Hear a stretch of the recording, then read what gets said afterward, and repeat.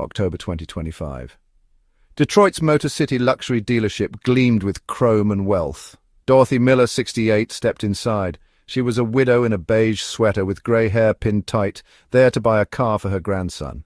The sales manager smirked and sized her up. He sneered and said, "People like you don't belong here." Then he pointed to the door as customers laughed. Dorothy left, with her head high and her loafers squeaking on marble. The next morning a lawyer walked in with her late husband's will. When she revealed what was inside, the salesman's smug grin vanished and the showroom froze. This isn't just a story of a car, it's a lesson in never judging too soon. Dorothy Miller was invisible to most.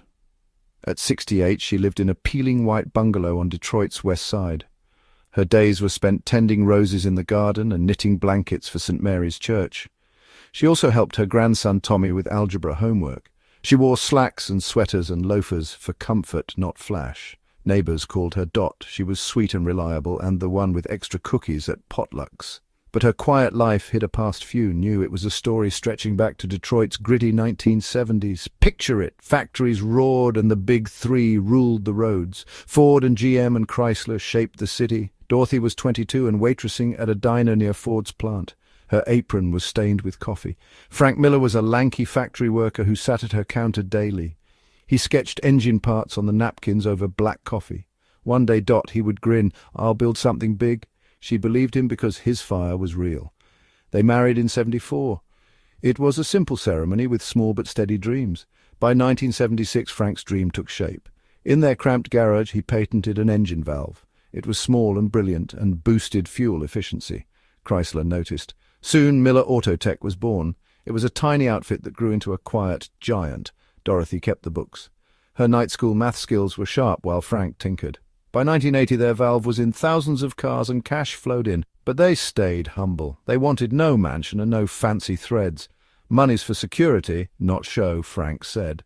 Dorothy nodded and raised their daughter Ellen in that bungalow.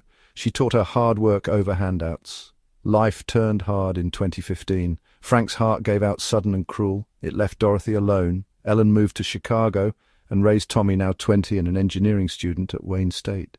Dorothy stayed and poured love into Tommy and St. Mary's. There she fed struggling families. She kept Frank close through his old Cadillac stories and his laugh.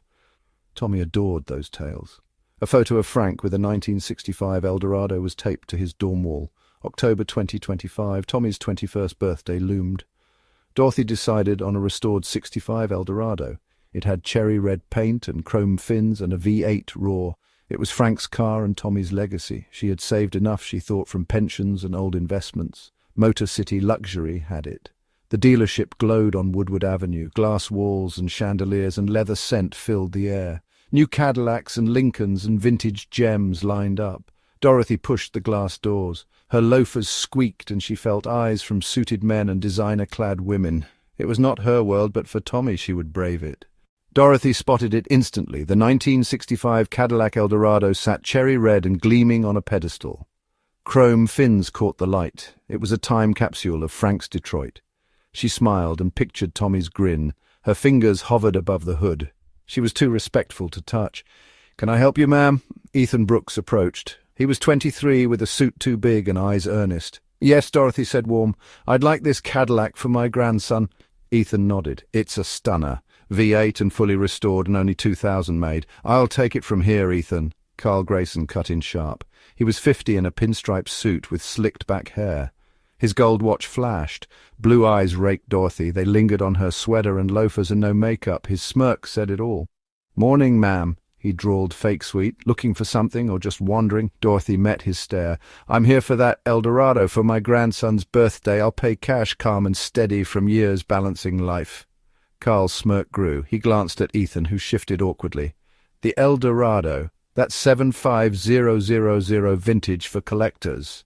He paused and eyed her. "Maybe the used lot's more your speed. It's a few blocks down." Whispers started. A couple by an Escalade turned. Dorothy felt it but stood firm. "No, I want this one." Carl chuckled, loud and performative. The couple whispered more. A woman in a fur coat giggled. Ethan gripped a brochure with cheeks red. "Cash," Carl said, voice rising. "You're kidding, right?" He stepped closer and towered over her. "This isn't a thrift store. People who buy these don't shop in." He waved at her sweater, smirking. You know, fur coat lady laughed outright. Her husband nudged her. Another salesman smirked across the room. Dorothy's purse strap dug into her fingers. She stayed calm. I know it's expensive. Can I see it? Carl's smirk hardened. See it? Lady, this car's for serious buyers, people with means, not daydreamers. Ethan tried with voice low. Mr. Grayson, maybe we. Carl's glare silenced him. Stay out of this, Ethan. You've got enough to learn without wasting time. He turned back to Dorothy and leaned in. His voice dropped to a patronizing whisper. Let's be real, ma'am. You're out of your depth here. Head to the used lot. They've got Civics for your budget. The word budget dripped with mockery. The couple by the Escalade traded amused glances. Dorothy's cheeks flushed not from shame but quiet anger. Not for herself, but for Tommy, who deserved this legacy. I'm not daydreaming, she said, firmer now. I'm prepared to buy it today. Can you show it? Carl's laugh echoed sharp and deliberate. Buy it today, with what, your social security check? Fur coat lady gasped, then giggled again. Her husband nudged her quiet. A man by a navigator shook his head, muttering unbelievable. Ethan stepped forward with voice trembling. Mr. Grayson, she's a customer. Maybe we should. Carl spun on him with eyes blazing. I said, stay out of it, kid. You want this job. Learn who belongs here. He faced Dorothy and pointed to the doors. Enough's enough. You're wasting my time and embarrassing yourself. Get out now before I call security. The showroom went silent. All eyes on Dorothy. The couple stopped whispering. Fur coat lady's giggle faded. The other salesman paused with smirk faltering. Dorothy stood still. Hazel eyes locked on Carl's. She saw smugness and certainty he'd won this power play. She thought of Frank facing doubters with grit and a sketch. I'd like your manager, she said, low but clear. Carl snorted and crossed his arms. I am the manager. I'm telling you to leave. People like you don't belong here. Go back where you came from. The words hung heavy and sharp. Dorothy felt every stare. Curious and pitying and mocking, Ethan looked down with hands clenched, muttering, this isn't right.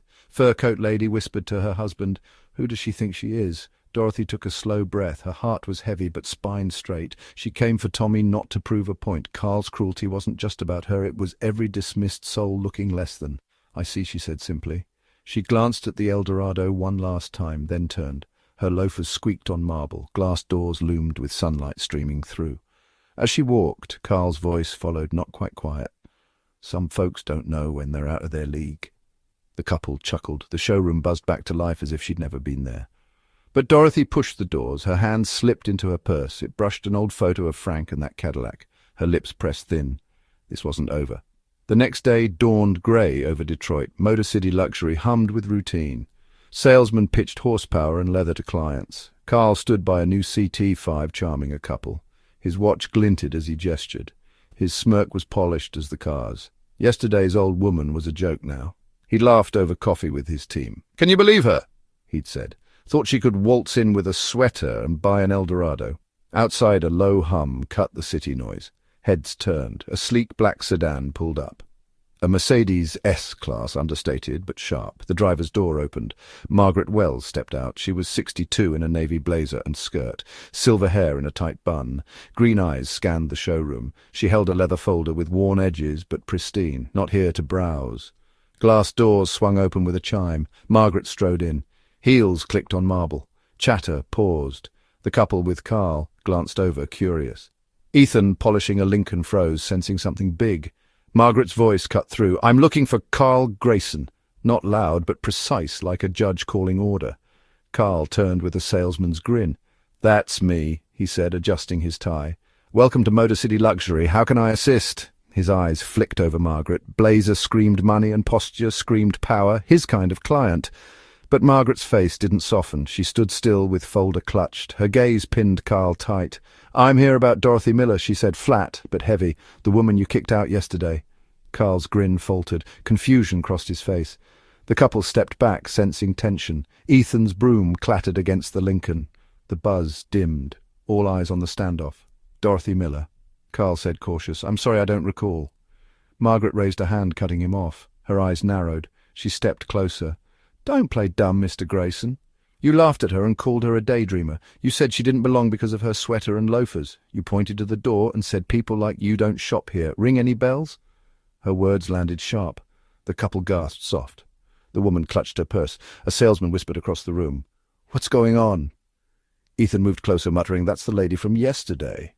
Carl's face tightened. His mind raced. He forced a chuckle hollow. "Look, ma'am, there's a misunderstanding. We get lots of folks who—" "No misunderstanding," Margaret snapped, rising just enough to silence him. She opened her folder, pulled a yellowed sheet with crisp text. "I'm Margaret Wells, attorney for the late Frank Miller, Dorothy's husband. Yesterday you humiliated a woman here to buy an Eldorado for her grandson. You didn't know who she was, did you?" She held the paper with eyes boring into Carl's. "This is Frank's will executed this week. It changes everything." Carl blinked. His smirk was gone, and unease flickered across his face. The crowd leaned in. The air was thick with anticipation. Ethan whispered to another salesman, "Who's Frank Miller?" Margaret's voice pressed on, unrelenting. "In 1976, Frank patented an engine valve that revolutionized fuel efficiency. His company, Miller Autotech, grew into a $300 million empire. It supplied parts to every major automaker in this city. When he died 10 years ago, he left Dorothy controlling shares. She kept it quiet and lived modestly as always. That woman you called out of her league could buy this dealership and fire you without blinking." A gasp rippled through the showroom. The couple by the CT5 stepped back. The woman's jaw dropped, Ethan's eyes widened, and his broom lay forgotten. "$300 million," he muttered. Carl's face drained of colour. His gold watch felt heavy. "I didn't know," he stammered with voice cracking. "I thought she was just what Margaret cut in, with tone icy. An old lady with no money. A nuisance you could bully for laughs." She stepped closer and held the will higher. Dorothy wanted that Cadillac to honour her husband's memory, to give her grandson a piece of his legacy. You didn't just refuse her, you humiliated her in front of a crowd. You mocked her clothes and her dreams. Now, Mr. Grayson, you're going to answer for it. Silence fell save for the faint hum of air conditioning. Carl's hands trembled and his tie hung askew. He opened his mouth, but no words came. The couple turned away, whispering furiously. A woman by a navigator shook her head, muttering, "That's awful." Ethan stepped forward with voice soft. "I tried to help her, Miss Wells. I knew she was serious." Margaret's gaze softened briefly at Ethan. "I believe you, son. You'll handle her sale today." She turned back to Carl with eyes hard again. "As for you, I'm buying that Eldorado now. Full price and cash. But this isn't over. Dorothy doesn't want your apology. She wants change. Next month you're coming to her fundraiser at St. Mary's Church. You'll serve meals and meet the people you dismissed as less than. Refuse, and I'll advise Dorothy to buy this place and shut it down. Your choice." Carl swallowed hard. His voice was barely a whisper. "I'll be there." His shoulders slumped under the weight of his mistake. Margaret nodded and turned to Ethan. "Let's get that Cadillac ready. Dorothy's grandson deserves it." Ethan hurried off. The crowd erupted in whispers. Some nodded in approval and others stared at Carl. He stood frozen as his perfect world unravelled. Outside the black sedan waited, but inside a storm had begun. The news hit Carl like a freight train. His knees felt weak and his chest tight. 300 million, the figure echoed in his skull. He'd spent decades sizing up clients with a glance. Suits meant money and sneakers meant broke. Dorothy's sweater had fooled him. He saw her again in his mind, small and grey-haired with loafers squeaking. No hint of wealth or power, just an old woman he could brush off for a laugh. He remembered her eyes, calm and steady even as he sneered. She'd stood her ground and asked for the car with quiet dignity. He'd thrown it back in her face. "People like you don't belong here." The words stung now. They weren't just rude, they were wrong, dead wrong. He'd judged her by a sweater and missed a fortune, missed a woman who'd built an empire with her husband and chose to hide it. Margaret's voice snapped him back. She was still there with folder in hand. Her stare was cold and unyielding. Carl felt the room shrink. Customers watched and salesmen whispered. Ethan rushed to the Eldorado with keys jangling. The couple he'd pitched to slipped away, muttering about poor service. Carl's throat burned. He wanted to explain or defend or apologize, but what could he say? "I didn't know" felt weak. "I'm sorry" felt weaker. He thought of the church fundraiser. Serving meals to people he'd never looked twice at. A month ago he'd have laughed at the idea. Now it loomed like a sentence, but Margaret's threat hung heavier. "Buy this place and shut it down." He believed her. Dorothy could do it. 300 million could do anything. He saw his career flash by. 20 years climbing to sales manager, polished pitches and fat commissions, all crumbling because he couldn't see past a sweater. Ethan returned with paperwork and a nervous smile. "Miss Wells, it's ready?" Margaret nodded and signed swift. "Full price and cash as promised." She handed the papers back and looked at Carl one last time. "You made a choice yesterday, Mr. Grayson. You chose wrong.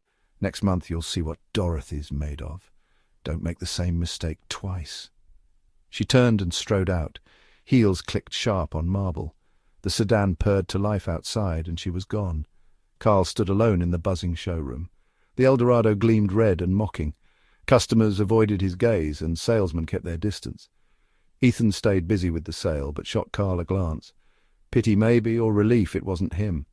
Carl's hands shook as he loosened his tie. He'd laughed at Dorothy and lost. Not just a sale, but something bigger. Respect or pride, or both. He didn't know yet, but he'd find out at that church, whether he wanted to or not. The drive back to Dorothy's bungalow was quiet. Margaret sat in the sedan with Folder on her lap. She'd known Dorothy since the 80s, back when Miller Autotech was just a garage dream. She'd watched Frank and Dorothy build it step by step, watched them stay humble as millions rolled in. Frank's will had been her job to guard. He'd trusted her to keep it safe until the time was right. Yesterday, Dorothy had called her, voice calm but tired. "I tried to buy Tommy a car, Margaret. They laughed me out." Margaret's blood had boiled. She'd seen Dorothy face down worse. Suppliers and bankers who'd dismissed her as a housewife. She'd outsmarted them all. This was different, petty and cruel. Margaret had pulled the will from her safe that night. It was time. She pictured Dorothy now, probably knitting or tending roses. No anger or gloating, just Dot doing what she always did, living quiet and kind. Margaret smiled faint. Carl Grayson didn't know it yet, but he'd met a force. Not loud or flashy, but steady as steel. The fundraiser would show him, show them all. She turned onto Dorothy's street. The bungalow came into view, small and peeling but strong, like the woman inside. Back at the dealership, the day dragged on. Carl moved through pitches on autopilot. His voice lacked its usual snap. Customers noticed and sales slipped. He caught Ethan watching him once. The kid said nothing, but his eyes spoke. "You messed up," Carl knew it. By closing time, he sat alone in his office. The Eldorado was gone and delivered to Dorothy's grandson. He stared at his gold watch. It felt gaudy now, pointless. He thought of Dorothy's loafers squeaking out, her purse clutched tight, that final I see before she left. It wasn't defeat, he realized. It was something else. Resolve, maybe, or patience. She'd known she didn't need to prove anything then, not to him, not to anyone. But he'd have to prove something now, at that church, to her and to himself. He didn't know how, but he'd show up. He had no choice. A month later, St. Mary's Church Hall buzzed with life in Detroit. Strings of white lights draped the rafters. They cast a warm glow over long tables piled with casseroles and cornbread and homemade pies. Families from struggling neighborhoods filled the seats. Single mums and laid-off workers and kids in patched jackets laughed and shared stories. Volunteers in plain polos darted between tables. They served plates and refilled drinks. At the heart was Dorothy Miller. Her blue dress was simple but elegant. Grey hair caught the light as she hugged a young mother whose rent she'd quietly paid last month. This was Dorothy's annual fundraiser, a tradition started after Frank's death to keep his belief in community alive. Every year she poured energy and savings into feeding families and buying school supplies and fixing leaky roofs. Tonight the hall felt like a reunion. Kids chased each other and elders swapped tales of old Detroit. Dorothy moved through the crowd. Her smile was a quiet anchor, but her eyes held anticipation. She'd heard Carl Grayson was here. She wondered what the month had done to him. Across the room, Carl stood by a serving table, a volunteer badge pinned to his polo. Gone was the pinstripe suit and gold watch and slicked-back hair. His hands fumbled slightly as he scooped cornbread onto plates. He was quieter now. Eyes scanned the crowd, not with arrogance, but something new. Curiosity or humility. Next to him was Linda, a single mum of two who'd lost her diner job. "Pass me those rolls, Carl," she said, teasing. He smiled, real not salesman's grin, and handed her the basket. "You're bossy, Linda," he joked. She laughed and nudged him. Dorothy watched from a distance with hands clasped. She'd seen change in people before. Frank had a knack for it, turning doubters into believers with a handshake and a story. Carl was different. A month ago he'd laughed her out of his world, assumed her sweater meant nothing. Now he served the people he'd dismissed. She approached with step slow and smile gentle. "Carl," she said, cutting through chatter, "thank you for coming." Carl looked up and paused mid-scoop. His face flushed not with anger but regret or relief. He set the spatula down and wiped hands on his apron. "Mrs. Miller," he said low. I don't know where to start. He glanced at Linda, who nodded encouragingly, then back at Dorothy. I was wrong. I looked at your sweater and your shoes and thought I knew you. I mocked you and sent you away. I'm sorry, not just for you, but everyone I've judged like that. The words hung honest and heavy. Dorothy tilted her head. Hazel eyes searched his. No trace of smirk or the man who'd pointed to the door. I appreciate that, Carl, she said, but apologies don't mean much unless they change how you see people. What's different now? Her tone was curious, not harsh, like asking Tommy about math. Carl took a breath. His gaze drifted to the crowd. These folks, Linda and the kids and old guys telling Ford stories, they're not what I thought. I used to think wealth was a suit and a watch and a sale closed. But being here and seeing how they fight and how they care... He shook his head with a faint smile. You're richer than anyone I've met, Mrs. Miller. It's not about money. Dorothy's smile deepened and her heart lifted. She thought of Frank and his napkin sketches. His belief a good life was built on giving, not taking. My Frank used to say, real wealth isn't in your wallet, she said, soft. It's in the lives you touch and the people you lift up. I hope you see that now. Carl nodded with eyes glistening, not tears, but close. I do, ma'am, I really do. Ethan joined them with a tray of pies in hand. Mrs. Miller Carl's not bad with cornbread, he said, grinning. Even Linda says so. Linda laughed from the table. He's learning kid, but don't let it go to his head. Carl chuckled. The sound was lighter than Dorothy expected. I'm trying Ethan. Got a lot to learn from folks like Linda and Mrs. Miller. Dorothy caught his eye with voice warm. You're here helping. That's a start. The night rolled on with laughter and chatter filling the hall. Carl stayed late, stacking chairs with Ethan. He listened to Linda's stories about her kids. Before leaving, he approached Dorothy again, badge still pinned on. I signed up for next month's event, he said, almost shy, if that's okay. Dorothy's smile was answer enough. It's more than okay, Carl. We're glad to have you. Dorothy stepped into the cool Detroit night. Ethan walked beside her, carrying leftover pie. He's changed, hasn't he said, glancing back. Dorothy nodded with eyes on the stars. Thanks to folks like Linda and maybe a little push from Frank. She clutched her purse, feeling the photo of Frank and his Cadillac inside. Tommy's birthday was tomorrow. The Eldorado waited, a gift from both of them. Back at the bungalow, Dorothy sat by her roses. The quiet wrapped her like a blanket. She thought of Carl's face tonight, softer and open, not the man who'd sneered.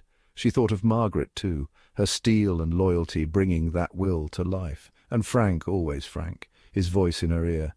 Real wealth is in the lives you touch, Dot. She smiled faint. Tommy would drive that car tomorrow, a piece of his grandpa. A piece of her, too. Days later, Tommy roared up in the Eldorado. Cherry-red paint gleamed under the sun. He leapt out with a grin wide as Frank's. "Grandma!" he shouted, hugging her tight. "This is the best gift ever!" Dorothy laughed and hugged back. Her sweater brushed his jacket. "It's from your grandpa, too," she said. "He's proud of you." Tommy nodded with eyes bright. "I know." The fundraiser lingered in Carl's mind. He'd gone home that night and tossed his gold watch in a drawer. It didn't fit anymore. He'd served cornbread and stacked chairs and listened. Linda's kids needed school shoes. He'd slipped her cash quiet, no fuss. At the dealership he changed too. No more sizing up by suits. He trained Ethan different. "Look at their eyes," he said. "That's where the story is. If this story moved you, hit that subscribe button and join our community. Have you ever been judged for how you looked or seen someone prove their worth in a way you didn't expect? Drop your story in the comments. We'd love to hear it. Real wealth isn't what you own. It's who you lift up when no one's watching. Stay tuned for our next tale where another lesson waits.